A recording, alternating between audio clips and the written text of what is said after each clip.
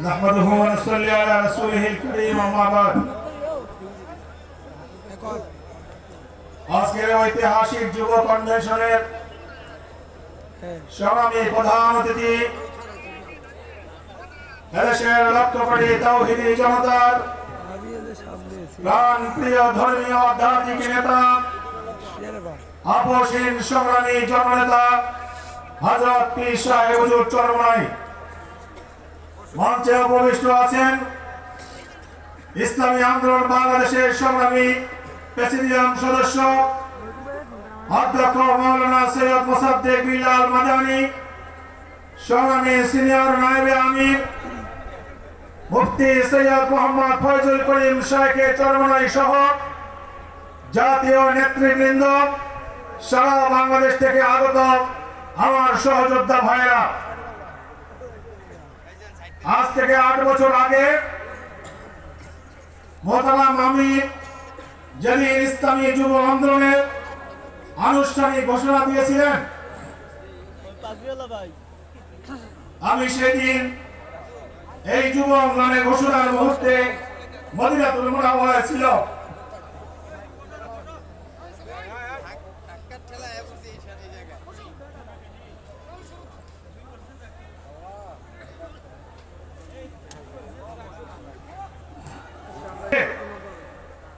মোহতারাম আমির আমাদেরকে যুব আন্দোলনের দায়িত্ব অর্পণ করেছিলেন। আমি আমার সহযোদ্ধা ভাইদেরকে সাথে নিয়ে চেষ্টা করেছি সেই দায়িত্ব যথাসাধ্য আঞ্জাম দেওয়ার। আজকে ইসলামী যুব আন্দোলন আমরা দৃঢ়ভাবে বলতে পারি বাংলাদেশের মধ্যে একটি অন্যতম বৃহৎ যুব সংগঠনে পরিণত হয়েছে।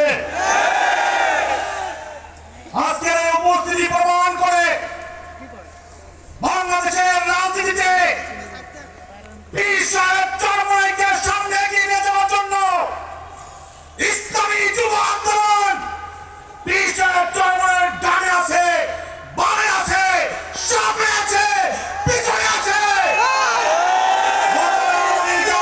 করতে চাই বীর দর্প সামনে এগিয়ে যাবেন।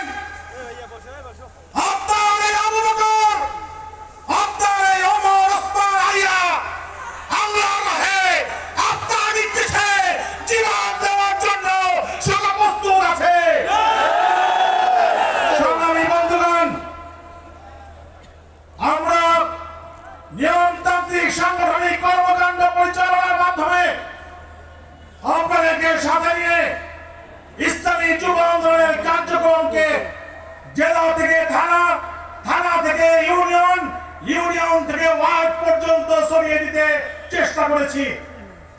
আমাদের যা কিছু সফলতা এর সম্পূর্ণ কৃতিত্ব আপনাদের। আমরা কেন্দ্র থেকে যত উচ্চ আওয়াজে নামে তাকবীর বলি, প্রতি উত্তরে আপনারা যদি আল্লাহু আকবার না বলতেন আমাদের এই নারে তাকবীরের আওয়াজ জাতির কর্ণকুহরে পৌঁছাতো না। এ কারণে আজকে এই সমাবেশে উপস্থিত আমার প্রত্যেকটি সহযোদ্ধার কাছে আমি আন্তরিক কৃতজ্ঞতা জ্ঞাপন করছি। সংগ্রামী বন্ধুগণ, প্রতিষ্ঠার পর থেকে ইসলামী যুব আন্দোলন বাংলাদেশ, ইসলামী আন্দোলন বাংলাদেশের একটি অন্যতম সহযোগী সংগঠন হিসেবে অর্পিত দায়িত্ব পালনে সব সময় সচেতন ছিল, সচেষ্ট ছিল।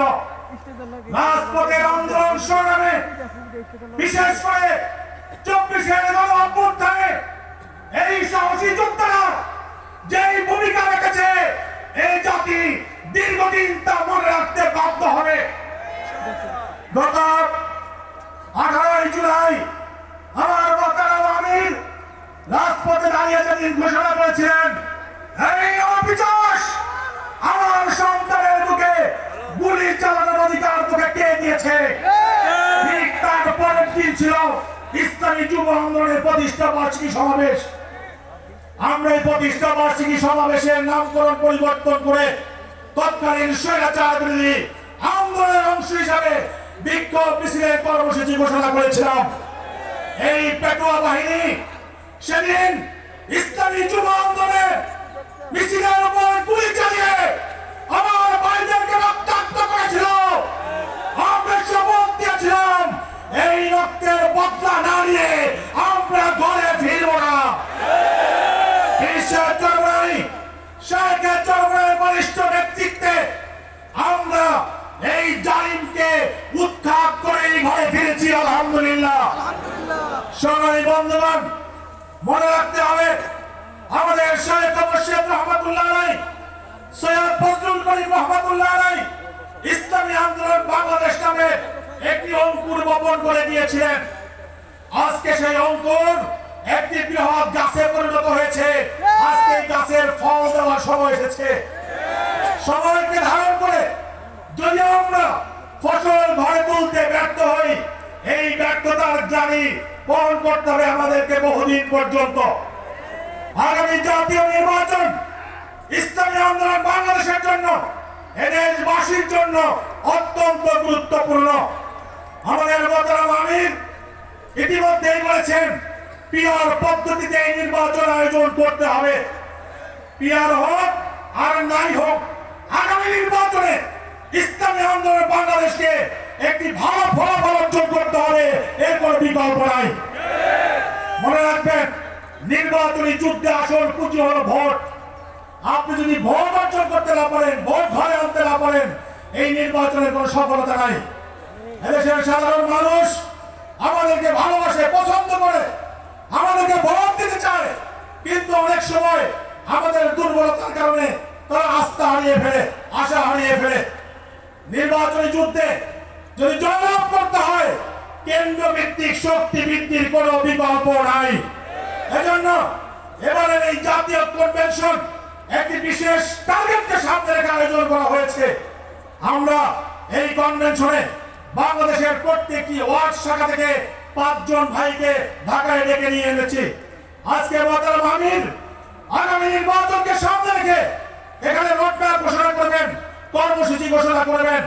যেই কর্মসূচি তিনি দিবেন, এই কর্মসূচি নিয়ে নিজ নিজ এলাকায় গিয়ে আগামী নির্বাচনে আমার ভোট কেন্দ্রে যাতে আমার চেয়ে আধিপত্য বেশি বিস্তার করতে না পারে, আমার চেয়ে বেশি শক্তি অর্জন করতে না পারে, আমার চেয়ে বেশি ভোট অর্জন করতে না পারে, সেই টার্গেট নিয়ে আমাদেরকে কাজ করতে হবে।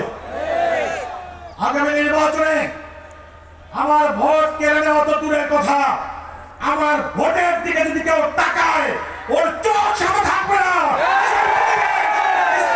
আমাদেরকে তৈরি করতে হবে। আমরা বহু বৈষম্যের শিকার হয়েছি, আমরা বহু নির্যাতন নিপীড়নের শিকার হয়েছি। মনে রাখবেন, এখন আমাদের কোমর সোজা করে দাঁড়ানোর সময় এসেছে।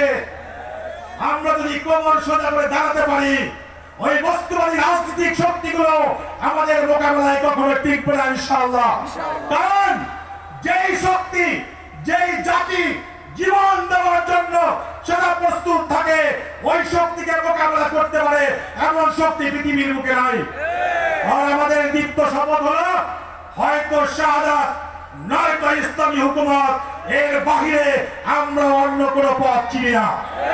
আমরা আল্লাহর রাহে জীবন উৎসর্গ করার জন্যই সদা প্রস্তুত থাকি।